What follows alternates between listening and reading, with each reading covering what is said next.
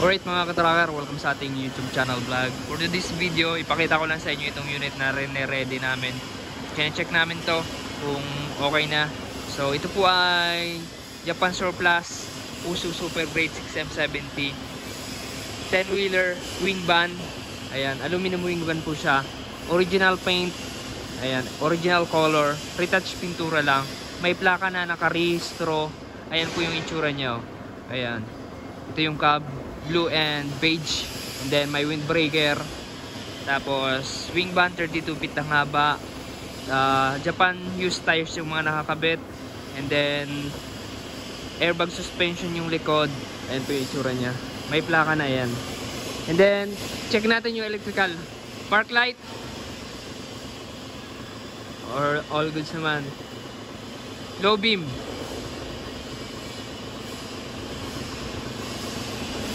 Ayan. Ayan po yung tsura ng ating headlight. High. Passing light. Okay. Then, hazard. All goods. Ayan, pati body signal light, meron po yan. Standard electrical lights and accessories po yung nakakabit dito.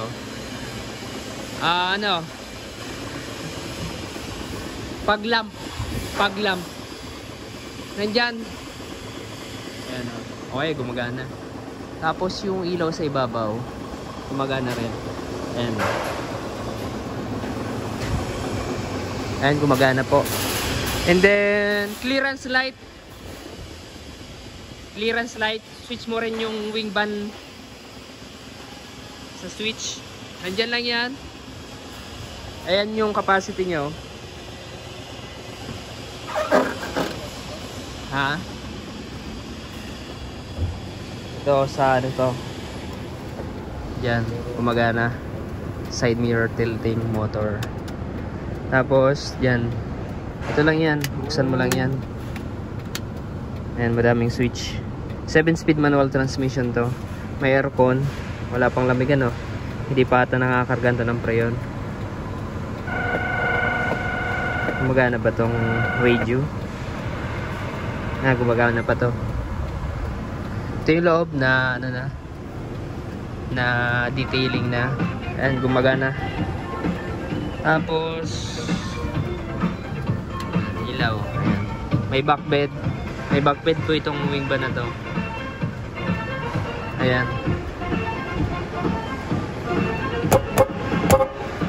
Sige.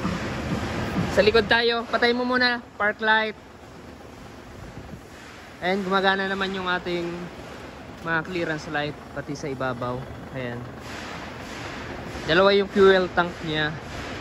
3 layers aluminum running guard, pero wala sa likod. Ayan, airbag suspension po siya. Ayan, mamaya testingin natin. So, park light.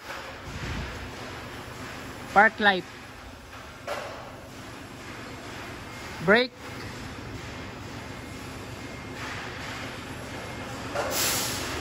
Ayan, hindi gumaganas dito. Brake. Ayan, wala. Ay, pagawa na lang natin sa electrician. Signal light. Kaliwa. Dito. Signal light.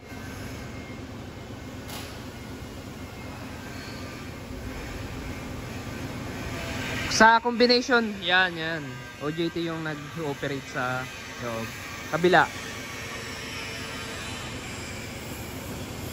Hazard.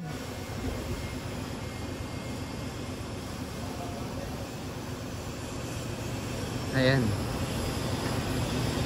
Reverse light. I-reverse mo. Tingnan mo kung nakaano ha.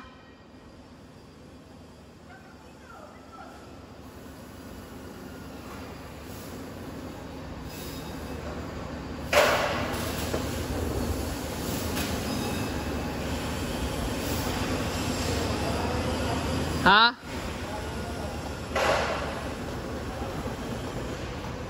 Ako na lang. Ano? May hangin. Check mo kung pag dapat may hangin. Ayan. Marunong ka? Saan yung kabig? Oh, sige nga. Pusin mo nga. Patay mo park light. Ayan, huwag kang... Ayan, OJT pa lang. OJT yun mga sir. Kaya, ayan, tinuturuan pa. Okay naman.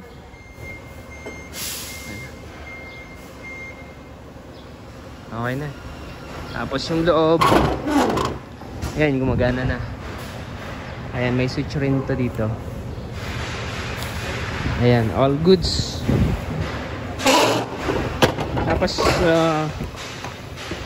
ito naman may susi naman yan na original.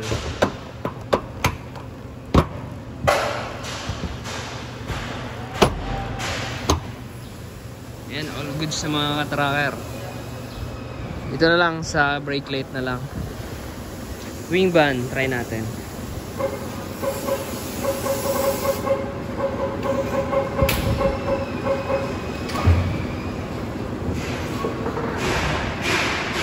Ayan, yung mga boom chine-check rin namin yan, yung boom ng wing band. Kung may tagas. Ayan o. Ito, wala naman. Kapag may tagas naman, pinapalitan namin ng oil seal packing. Ayan, all goods. Ayan, di ba? Ito sa kabila.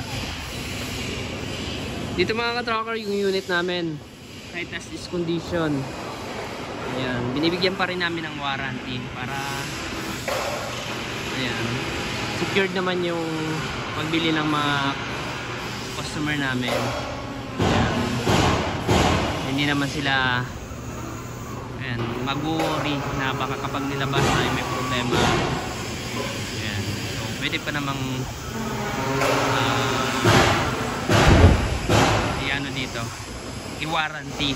Ayan, airbag suspension, check natin airbag suspension ito.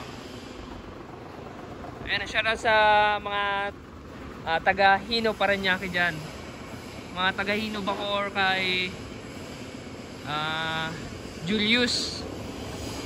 Ayan, shoutout kay Julius na taga Hino Bacoor. So ito, baklas pa yung kanyang dashboard dito. Ito yung ECU nya, and then ginagawa kasi yung ano nya, air condition. Ito yung lobo. Ito brand new dashboard na, tapos converted itong dito sa gitna, pero all goods naman yung pagkagagawa nya, maganda naman. So check na lang natin yung nandyan ba yung ano, yung sa switch sa airbag sa kabila. Yan dyan sa gilid. Ito nandito. Nandito yan. Kasama yan dito. So ito yung switch ng airbag. On. Dito lang. Tapos ayan o. Gumagana naman. And then kapag in-off natin tong switch ng airbag, tapos nasa taas yung airbag, pag in-off natin dapat magmamanual siya, magli-labeling. Mamaya magli-label yan.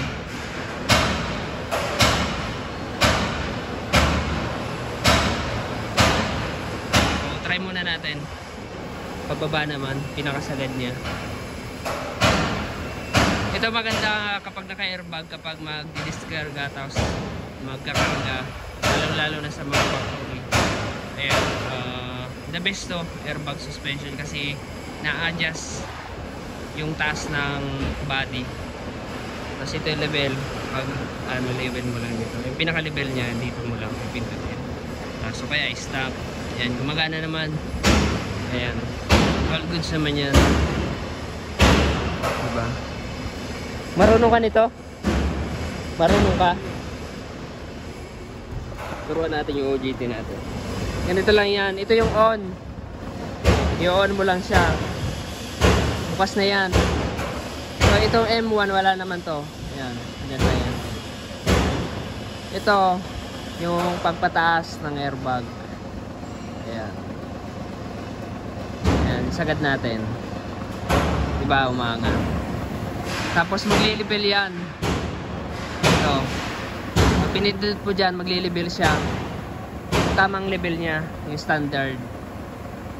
Tapos stop. Pwede mo naman isagad dyan pababa ito. Pinakababaan niya. Ayan, sagad dyan. Sagad natin.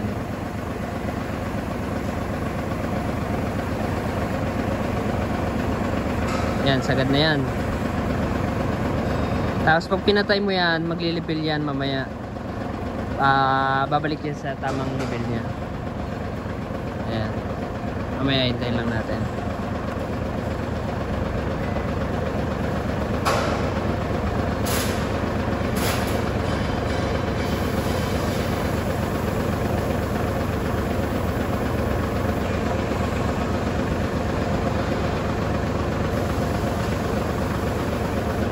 Ayan. Ayan, bumalik na. Pag, babalik naman po siya yan. So, yun. Ayan. So, ganitong airbag suspension. Yung iba, pinako-convert.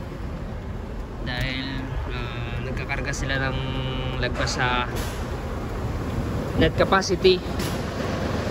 So, yung airbag, yung ano nito, load capacity maximum, ito siya, yan. Yun naman talagang pinaka maximum ng load ng truck. So dito kasi nagkakarga tayo ng 20 tons, 30 tons, pero dapat naka ano na siya, naka molye. Kasi kung karga natin ng 20 tons to 30 tons, magalaw yung airbag natin yan. Kala mo sumasayaw. So, yan mga sir, kaya niya naman mag-carry ng pinaka maximum. So, bugbog nga lang. Tapos, maintenance niya, maintenance cost mataas. Right? So, pero maganda naman to sa kapag mga fragile yung mga pangarga natin. And mga tracker, all goods naman. Yung unit, yung sa brake light lang yung kailangan ayusin. So pwede na rin naman accelerate mo, accelerate, sige, ops. Ayan, hindi siya low power at walang engine, check engine indicator. Ang odo niya ay ito 400,000. ayan, sa 400,000. So I'm not sure kung yan yung original na mileage nitong truck. So hindi natin alam, wala akong idea. So pero pag mga ganitong truck,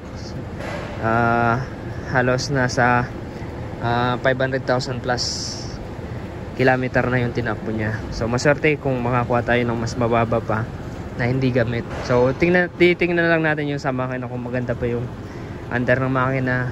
Ayan. So ayan, 7-speed manual transmission, maxi brake na yan. Ayan, patay mo na.